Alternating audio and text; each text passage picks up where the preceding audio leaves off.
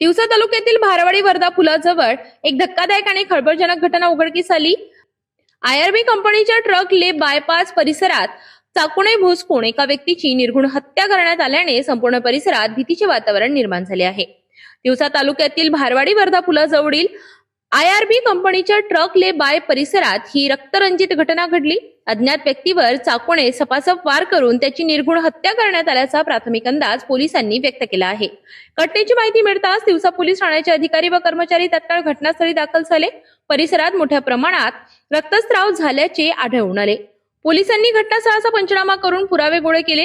दरम्यान मृत व्यक्तीची ओळख पटविण्याचे काम युद्धपातळीवर सुरू असून हत्या नेमकी कोणत्या कारणामुळे झाली याबाबत विविध शक्यता तपासल्या जात आहे।